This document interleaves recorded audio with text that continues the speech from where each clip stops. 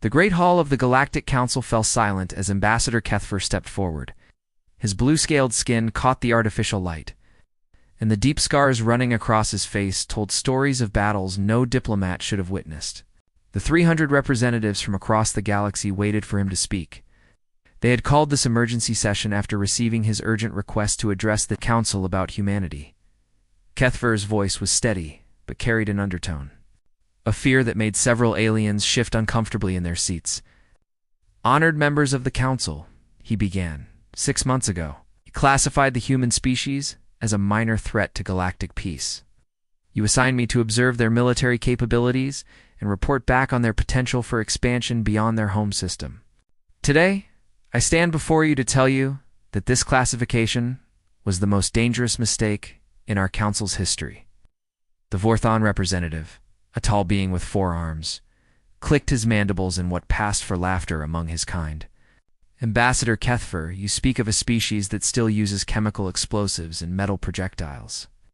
How could such primitives pose any real threat to the advanced civilizations of our galaxy?" Kepler's eyes darkened. "That is exactly what I thought when I first arrived in their solar system 3 years ago. The humans were engaged in a border conflict with the hegemony fleet over mining rights in the asteroid belt. Our intelligence suggested it would be a brief encounter. The hegemony had superior numbers, energy weapons, and shield technology. The humans had old-fashioned kinetic weapons and what appeared to be a death wish." He paused, allowing his words to sink in before continuing. "I was assigned to the human battleship Guardian, commanded by Colonel Jake Morrison. When I first met Morrison, I thought the Council had made an error in even classifying humans as a minor threat. He was small by galactic standards, barely reaching my shoulder. His uniform was practical rather than ceremonial, and he carried an ancient projectile weapon on his hip like some primitive warrior. The memory played out in Kepler's mind as clearly as if it were happening again. He had walked onto the bridge of the Guardian expecting to find chaos and panic as the human fleet prepared to face a superior enemy. Instead, he found calm efficiency. The crew moved with purpose, their voices quiet and professional as they prepared for battle. "Morrison welcomed me aboard with what humans call a smile," Kepler continued. "He showed me to the observation deck and told me I would have a perfect view of the engagement. When I asked him about his battle plan, he simply said that they were going to show the hegemony what humans do to bullies. I thought this was typical human bravado covering up fear." The council members leaned forward, intrigued despite themselves. Wars between minor species were common enough, but something in Kepler's tone suggested this story would be different.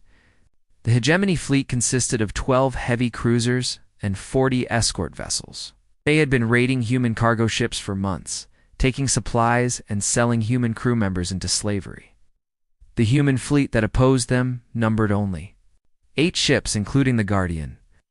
By every calculation known to military science, the humans should have retreated or attempted to negotiate. Kepler's voice dropped lower. Instead, Colonel Morrison opened communications with the hegemony commander and delivered a message that I initially dismissed as primitive posturing, he said, and I remember his exact words. "You have 60 seconds to release our people and leave our space. If you refuse, we will remove you. This is your only warning." Several council members made sounds of amusement. The idea of an inferior force threatening a superior one seemed absurd to beings who had spent centuries calculating optimal military strategies based on technological advantages and numerical superiority. The hegemony commander responded by targeting the Guardian with all 12 heavy cruisers. I prepared to record the details of humanity's defeat for my report. Instead, I witnessed something that changed my understanding of warfare forever. Kepler's claws scraped against the speaking platform as his hands clenched involuntarily. The humans did not retreat. They did not attempt to negotiate. Instead, they accelerated directly toward the hegemony fleet at maximum speed. Morrison's tactical display showed what appeared to be a suicide charge, but his crew responded to his orders without hesitation. The silence in the hall was complete now. Even the most skeptical representatives could hear the genuine trauma in Kepler's voice. What happened next violated every principle of space combat that I had studied. The human ships split into 2 groups and attacked from opposite directions simultaneously. They used their smaller size and superior acceleration to get inside the hegemony's defensive formations. When the enemy ships tried to target them, the humans would slip behind larger vessels, forcing the hegemony to choose between destroying their own ships or losing their targets. Kepler's eyes stared into the distance as he relived the battle, but the most terrifying part was their willingness to sacrifice themselves for tactical advantage. Captain Linda Gray of the destroyer Phoenix deliberately rammed her ship into a hegemony cruiser to disable its main weapons. As her ship broke apart around her, she transmitted coordinates to the rest of the fleet, allowing them to exploit the gap she had created. The Galactic Council had witnessed many battles over the centuries, but the idea of deliberately sacrificing expensive warships and trained crews for temporary advantages seemed wasteful and irrational. I watched from the Guardian's bridge as Morrison coordinated the battle with calm precision. He never raised his voice, never showed panic, even as enemy fire struck his ship. When his weapons officer reported that their main guns were damaged, Morrison ordered the crew to ram the nearest hegemony vessel. I thought he had lost his mind. Kepler paused to let the implications sink in. The ramming attack was not a desperate last resort. It was a calculated maneuver designed to create an opening for the other human ships. Morrison had studied the hegemony's formation and identified their command vessel. By sacrificing the Guardian, he could eliminate the enemy's coordination and leave their fleet vulnerable to the remaining human ships. The council members exchanged glances. This level of tactical sacrifice was unprecedented in their experience. Most civilized species viewed the preservation of trained personnel and expensive equipment as paramount military objectives. As the Guardian approached its target, Morrison turned to me and said something that I will never forget. He said, "Ambassador, you're about to learn why humans don't back down from a fight. We're not the strongest species in the galaxy, and we're not the smartest. But when someone threatens our people, we'll tear the universe apart to protect them." Kepler's voice became barely audible. The collision destroyed both ships instantly. I survived only because Morrison had ordered me to the escape pod 60 seconds before impact. As I drifted in space waiting for rescue, I watched the remaining human ships finish destroying the hegemony fleet. What had begun as a hopeless battle ended with complete human victory. The hall remained silent as the implications of the story settled over the assembled representatives. A species that would sacrifice their most advanced warships and experienced commanders for tactical advantage represented a completely different kind of threat than anything they had encountered before. That was my first lesson in human warfare. Kepler concluded. I learned that humans do not fight the way civilized species fight. They do not calculate acceptable losses or negotiate strategic withdrawals. When humans fight, they fight to win, regardless of the cost to themselves. That, honored council members, is why our classification of them as a minor threat may doom us all. Ambassador Kepler stepped closer to the center of the Galactic Council chamber. The representatives had grown quiet after hearing about the first battle, but he could see doubt in their eyes. One military disaster did not prove humans were a galactic threat. He needed to tell them about the rescue mission that had changed everything. 3 weeks after the asteroid belt engagement, I received new orders from this council, Kepler began.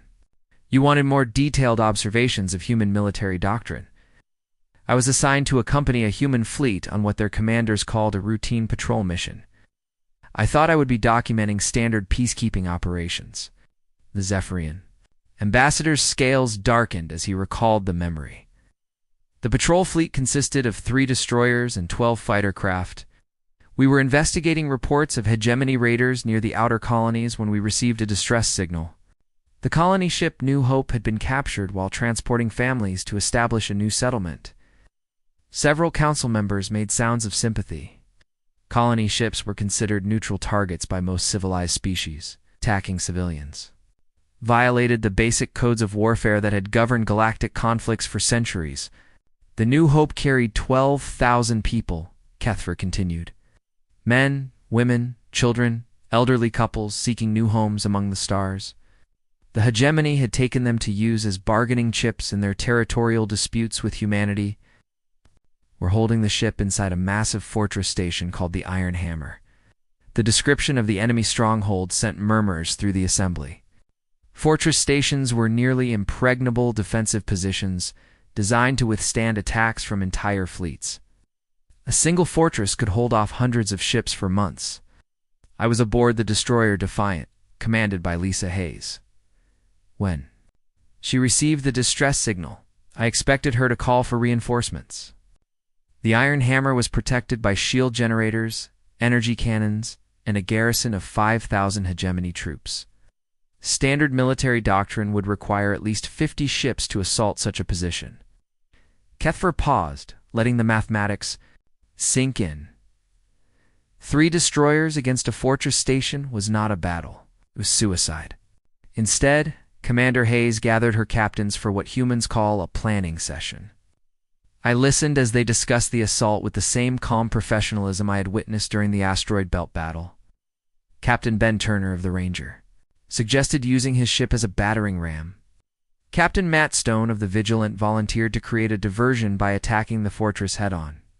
The casual way the human officers discussed sacrificing their ships and crews disturbed many of the alien representatives. Such decisions should require careful consideration, mathematical analysis, and approval from higher command authorities.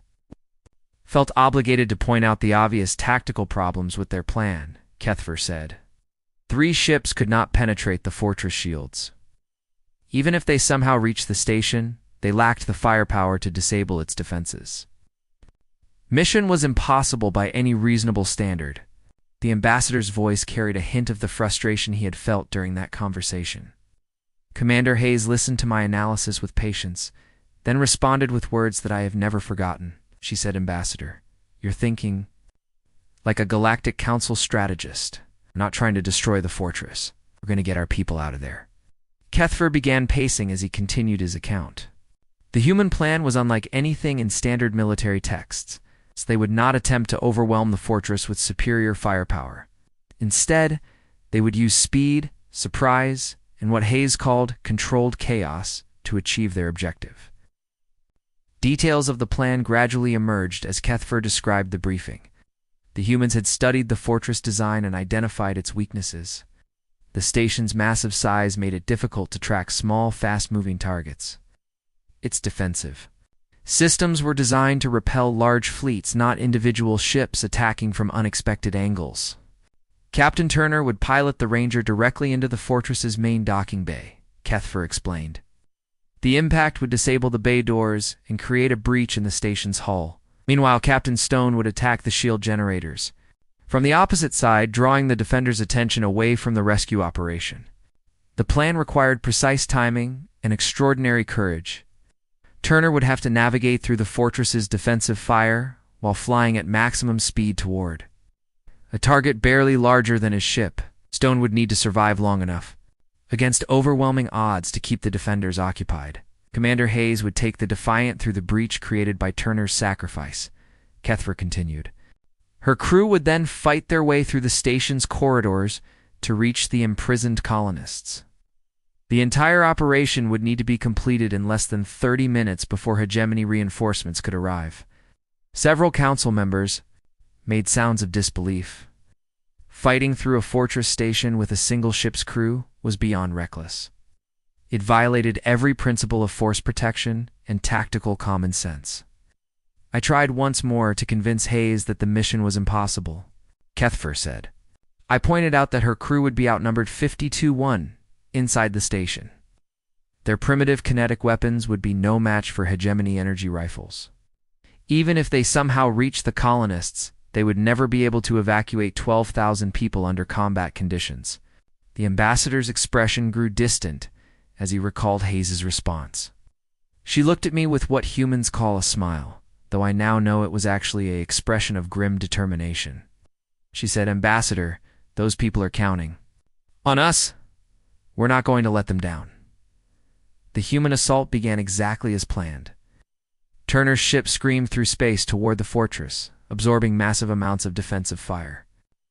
Kepler watched from the Defiant's bridge as the Ranger's hull glowed red from energy impacts. But Turner never deviated from his course. The collision was spectacular, Kepler reported. Turner's ship punched through the docking bay doors and exploded deep inside the station. The blast disabled the fortress's primary power grid and created a gap in its defenses. Captain Stone immediately began his diversionary attack, drawing enemy fire away from the breach. Hayes guided the Defiant through the opening with skill that bordered on the supernatural. The ship's hull scraped against twisted metal as she navigated the debris field created by Turner's sacrifice. Once inside, she deployed her crew with military precision that impressed even Kepler. What I witnessed inside the Iron Hammer changed my understanding of human nature, the ambassador continued. Hayes's crew fought with weapons that should have been obsolete, but they moved through the station's corridors like unstoppable forces of nature. They did not retreat when faced with superior numbers.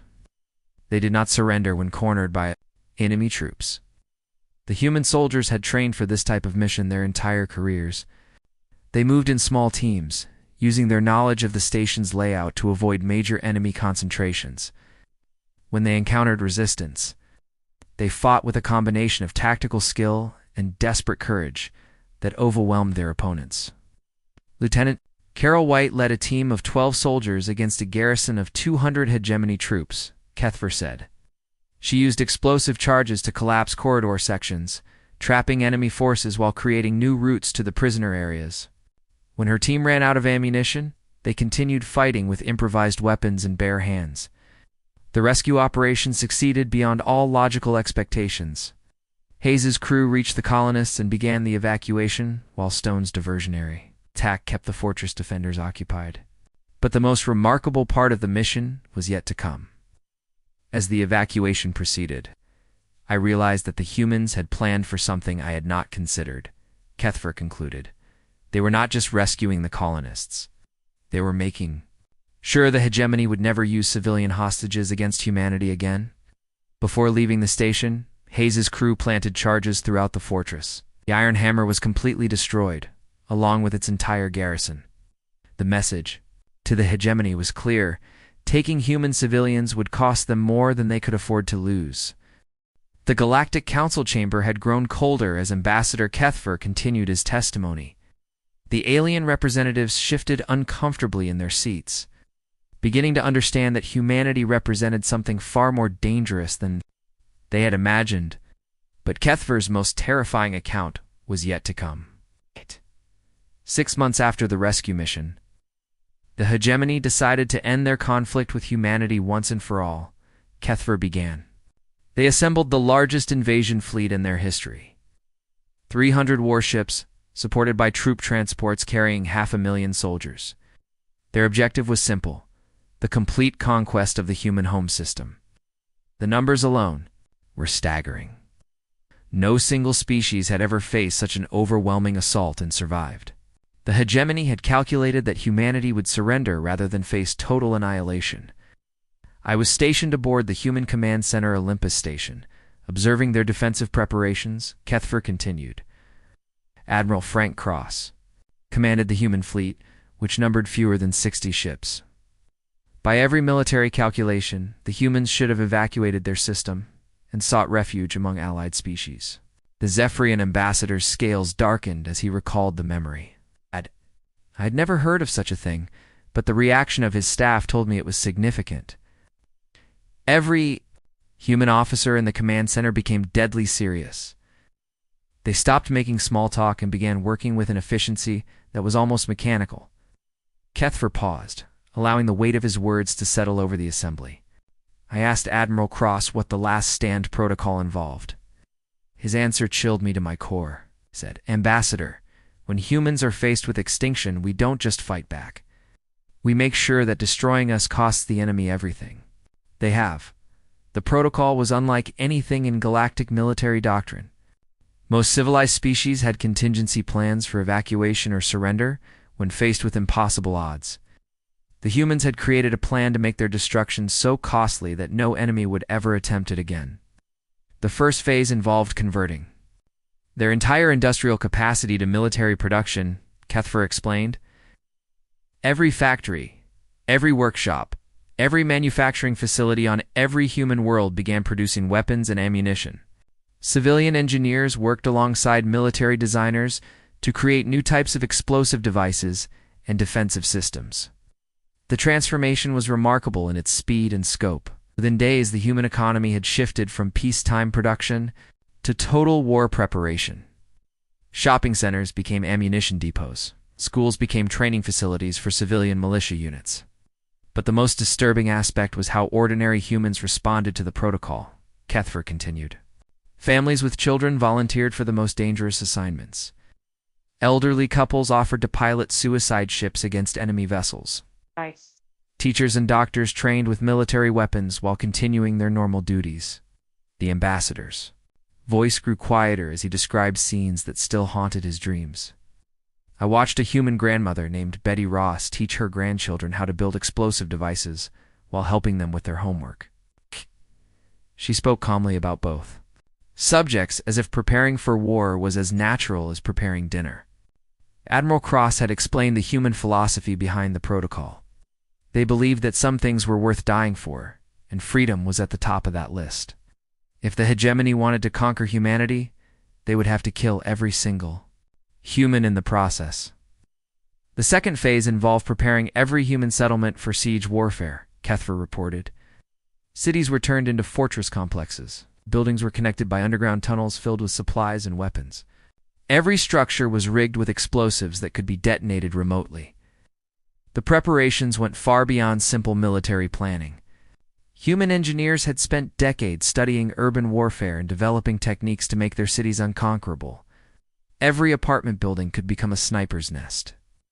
Every subway tunnel could become a supply route for resistance fighters. Lieutenant Commander Sarah Blake supervised the fortification of New Geneva, one of humanity's largest cities, Kepler said. She showed me through the defensive preparations with obvious pride. Schools had been converted into command bunkers. Hospitals had been moved underground and connected to weapons manufacturing facilities. Blake's plans were both brilliant and terrifying. She had calculated that the hegemony would need to destroy the entire city to eliminate human resistance. But the destruction would cost them enormous resources and provide no strategic benefit. Blake explained that the hegemony could conquer New Geneva, but they would gain nothing but rubble and corpses, Kepler continued. The humans had removed everything of value and prepared to fight for every room of every building. The enemy would spend months capturing a worthless ruin while human forces elsewhere continued to resist. The psychological aspect of the protocol was perhaps its most effective component.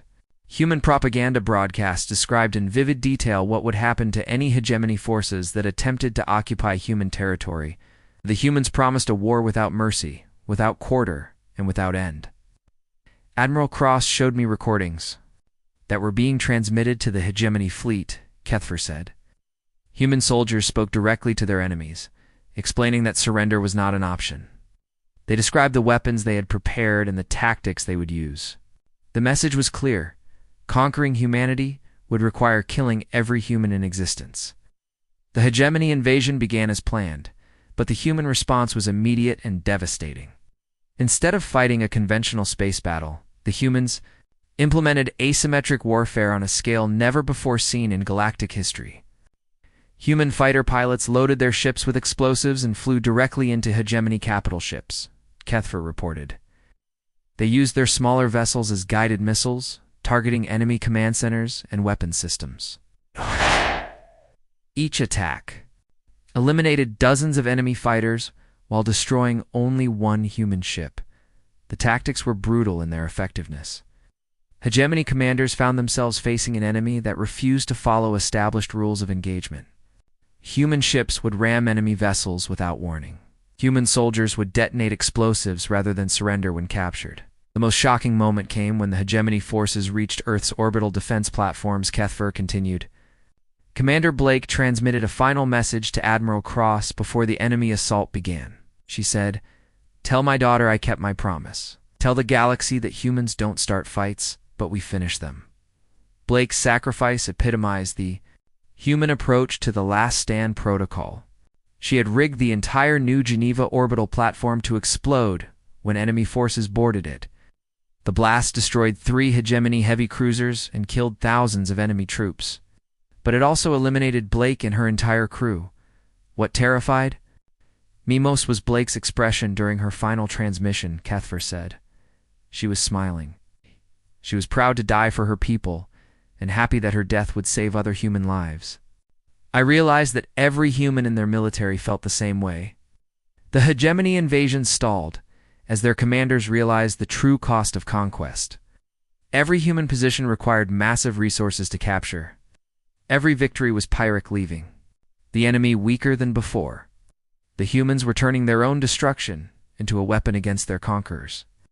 After 3 months of fighting, the hegemony fleet commander requested negotiations, Kepler concluded. Half his ships had been destroyed or damaged beyond repair. His army had suffered casualties approaching 80%. He had conquered several human colonies, but holding them required constant reinforcements and resources. The Last Stand Protocol had achieved its objective without requiring the complete extinction of humanity. The hegemony realized that conquering humans would cost more than any possible benefit. They withdrew from human space and never returned. Admiral Cross explained the protocol's ultimate purpose during our final conversation, Kepler said. The humans had not simply prepared to die fighting. They'd prepared to make their death so expensive that no rational enemy would pay the price. They'd weaponized their own extinction and used it to guarantee their survival.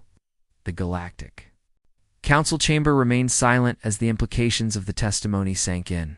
Humanity had created a form of warfare that transcended traditional military thinking. They had made themselves unconquerable by making conquest meaningless. Ambassador Kepler's voice grew darker as he prepared to share the most disturbing chapter of his observations. The Galactic Council members had listened with growing unease to his accounts of human defensive warfare, but they were not prepared for what came next. After the hegemony withdrew from human space, I expected the humans to celebrate their victory and begin rebuilding, Kepler began. Instead, Admiral Cross called me to his office 3 days after the last enemy ship had departed. What he told me that day revealed a side of humanity that I pray I never witness again. The ambassador's scales had turned almost black with the memory. Cross showed me a list of names. Every hegemony commander who had participated in the invasion, every officer who had ordered attacks on human civilians, every politician who had voted to approve the war. He told me that the war was not over. It was just beginning. The human concept of justice extended far beyond simple military victory. They had documented every war crime, every civilian death, every act of cruelty committed during the invasion. Now they intended to hold their enemies accountable. Cross explained that humanity operated under something they called the Nuremberg Principle. Kepler continued. Following orders was not an excuse for committing atrocities. Every individual who had participated in crimes against humanity would face judgment, regardless of their rank or position. The principle was named after an ancient human legal proceeding, but its application in modern warfare was unprecedented. Most galactic conflicts ended with peace treaties and prisoner exchanges. The humans were planning something entirely different. I was assigned to accompany Captain Rick Stone on what the humans called deep strike missions, Kepler said. Stone commanded a specialized unit trained in what they termed targeted elimination operations. Their mission was to hunt down specific hegemony leaders and bring them to justice. Captain Stone was unlike the other human officers Kepler had observed. He was quiet, methodical, and possessed an almost supernatural patience. His crew consisted of volunteers who had lost family members during the hegemony attacks. They were not soldiers seeking military glory. They were grieving relatives seeking closure. Our first target was hegemony Colonel Krextu, who had ordered the bombardment of the human colony on New Darwin, Kepler explained. The attack had killed 8,000 civilians, including an entire school full of children. Stone's team spent 4 months tracking Krextu across 6 different star systems. The human approach to pursuit was unlike anything in conventional military doctrine. They did not attempt to capture their targets through overwhelming force. Instead, they studied their enemies with the patience of natural predators, learning their habits, their fears, and their weaknesses. Stone's team infiltrated hegemony space using captured enemy vessels and forged identification documents, Kepler continued. They posed as merchants, refugees, and even enemy soldiers to get close to their targets. I watched them spend weeks observing Krexthu's daily routine, mapping his security arrangements, and identifying his psychological vulnerabilities. The humans had developed psychological warfare into an art form. Before eliminating their targets, they would conduct what they called education sessions. The war criminals would be forced to confront the consequences of their actions. When Stone's team finally captured Krexthu, they did not simply execute him, Kepler said. They showed him recordings of every human child who had died in the New Darwin bombardment. They read him the names of the victims. They made him watch footage of the funerals and listen to the grief of the surviving families. The process was designed to ensure that war criminals understood the human cost of their decisions. Kepler watched in horror as Krexthu broke down completely, begging for mercy and claiming he had only been following orders. Stone's response was cold and final, the ambassador recalled. He told Krexthu that the children on New Darwin had begged for mercy too. Then he executed the colonel with an ancient ballistic weapon, ensuring that his death was neither quick nor painless. The psychological impact of the deep strike missions extended far beyond their immediate targets. Word spread throughout hegemony space that human hunters were pursuing anyone who had committed crimes against civilians. Former war criminals went into hiding, changed their identities, and fled to remote worlds. Our second mission involved tracking Admiral Vexter, the architect of the hegemony's civilian massacre strategy, Kepler continued. Vexter had personally ordered the executions of captured human colonists, including women and children. Stone's team pursued him for 8 months across 12 different star systems. The hunt for Vexter demonstrated the full extent of human patience and determination. Stone's team would follow leads for weeks, only to discover that their target had moved on. They never gave up, never lost focus, and never stopped gathering intelligence. During the pursuit, I learned about the human concept of generational justice, Kepler said. Stone explained that if his team failed to capture Vexter, the mission would be passed to the next generation of human soldiers. The hunt would continue for decades if necessary, passed from parents to children until justice was achieved. The idea that humans would dedicate multiple generations to pursuing individual war criminals was foreign to most galactic species. The practical costs seemed to outweigh any possible benefits. But humans measured success differently than other civilizations. When we finally cornered Vexter on a remote mining world, it assembled a small army of mercenaries for protection, Kepler reported. Stone's team numbered only 12 soldiers, but they approached the fortress with the same calm confidence I had observed in previous missions.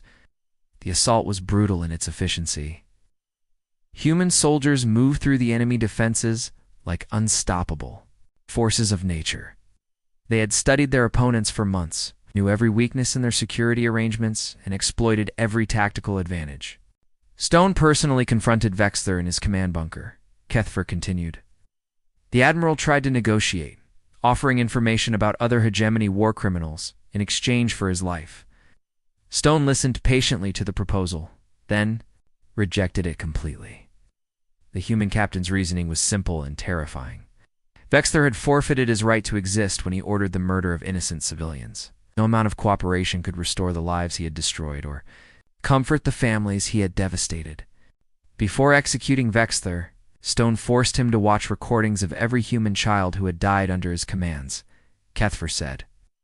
The admiral wept and begged for mercy, but Stone's expression never changed. He told Vexter that mercy was for the innocent, and he had proven himself guilty of the worst crimes imaginable. The execution was carried out with the same ancient weapon stone used for all his targets. He believed that war criminals should die by the same primitive methods their victims had faced. Not through clean energy weapons or painless injections. As we departed the mining world, Stone explained the purpose behind the deep strike missions, Kepler concluded. The humans were not seeking revenge in the traditional sense. They were establishing a precedent that would deter future war crimes against their species. The message was clear and unambiguous. Anyone who committed atrocities against human civilians would face inevitable justice, regardless of how long it took or how far they fled. The human capacity for patient pursuit was unlimited. I asked Stone how many names remained on their target list, Kepler said. He showed me a document containing over 3,000 entries. Each name represented a hegemony officer or official who had participated in crimes against humanity. Stone's team was just one of dozens of hunter units working their way through the list. The systematic nature of the human justice system was perhaps its most frightening aspect. They had documented every crime, identified every perpetrator, and assigned teams to pursue each target.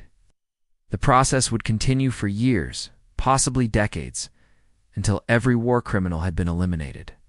Stone's final words to me summarized the human philosophy perfectly, Kepler said. He told me that humans have long memories and longer reach. Those who harm innocent people will eventually face the consequences of their actions, even if it takes generations to achieve justice. The Galactic Council chamber had grown completely silent as Ambassador Kepler prepared to deliver his final testimony. The alien representatives had listened with growing horror to his accounts of human warfare, but they sensed that his most important revelation was yet to come. Everything I have told you about humanity's military capabilities is true, Kepler began. But it does not explain the real source of their power. I spent 3 years observing human soldiers, studying their tactics, and trying to understand what made them so effective in combat. The answer I discovered changed everything I believed about the nature of warfare. The Zephyrian ambassador moved closer to the center of the chamber, scarred features reflecting the weight of hard-won knowledge. The humans are not naturally violent. They are not a warrior species driven by bloodlust or conquest.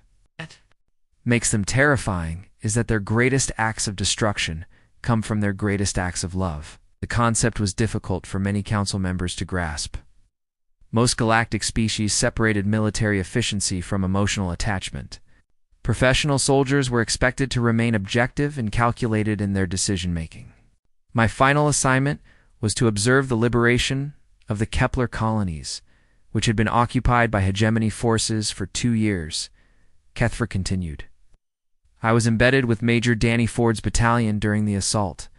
Ford was a former elementary school teacher who had enlisted after his school was bombed during the initial invasion. Major Ford represented everything that confused Kepler about human warriors. He carried photographs of his former students in his combat gear. He spoke gently to wounded enemies while treating their injuries. He planned devastating military operations while discussing children's artwork with obvious affection. Ford's battalion was tasked with retaking the city of New Cambridge, where 3,000 human civilians were being held as forced laborers, Kepler explained. The hegemony had turned the city into a heavily fortified prison camp, using the civilians as human shields against potential rescue attempts. The tactical situation was nearly impossible. Any direct assault would result in massive civilian casualties. The hegemony commanders had calculated that human forces would be paralyzed by their unwillingness to endanger innocent lives. Ford studied the problem for weeks, developing a plan that seemed impossibly complex, Kepler continued. His soldiers would infiltrate the city in small groups, identify every civilian location, and coordinate a simultaneous strike that would eliminate the guards while protecting the prisoners. The operation required perfect timing and extraordinary precision. Each soldier needed to know the exact location of every civilian in their assigned sector. Any mistake could result in friendly fire casualties among the people they were trying to save. What disturbed me most was watching Ford prepare his troops for the mission, Kepler said. He showed them photographs of the imprisoned civilians. He told them about the families, the children, the elderly people who were counting on them for rescue. By the time he finished briefing them, every soldier in his battalion was emotionally invested in the mission's success. The personal connection between the soldiers and their objectives violated every principle of professional military conduct that Kepler understood. Emotional attachment was supposed to cloud judgment and lead to tactical errors. The assault began at dawn with coordinated strikes against 12 different targets simultaneously, Kepler reported. Ford's soldiers moved through the city with supernatural precision, eliminating guards while avoiding any action that might endanger civilians. I watched Sergeant Amy Foster disable an entire guard post without firing a shot, using only hand-to-hand combat techniques. Foster's approach epitomized the human philosophy of surgical violence. She had studied the guard schedules for weeks, identified the optimal moment for her assault, and executed her plan with mechanical efficiency. But her motivation was entirely emotional. Foster explained her tactics while we moved through the city. Kepler continued. She pointed to a building where children were being held, and told me that her own daughter was the same age as some of the prisoners. She was not fighting for abstract military objectives. She was fighting to protect children who reminded her of her own family. The liberation of New Cambridge succeeded with minimal casualties among the rescued civilians. Ford's battalion eliminated over 500 hegemony guards while losing only 18 soldiers. But the most significant moment came after the fighting ended. As the civilians were being evacuated, I watched Ford comfort a group of traumatized children, Kepler said. He spoke to them in the same gentle voice he had once used with his students. He showed them drawings that his former pupils had made and promised them that they would be safe. The contrast between his tenderness with the children and his ruthlessness toward their captors was absolute. The duality of human nature became clear to Kepler during those final days. Humans were capable of extraordinary violence, but only in service of extraordinary compassion. Their capacity for destruction was directly proportional to their capacity for love. Major Ford explained the source of human military effectiveness during our final conversation. Kepler continued. He told me that humans fight hardest when they are protecting something precious. The more they love what they are defending, the more terrible they become to their enemies. This principle explained every aspect of human warfare that Kepler had observed: their willingness to sacrifice themselves, their refusal to surrender, their patient pursuit of justice, all stemmed from their inability to abandon those they considered family. But Ford revealed something even more significant, Kepler said. Human protective instincts extend far beyond their own species. They will fight just as hard to defend their alien allies as they will to defend their own children.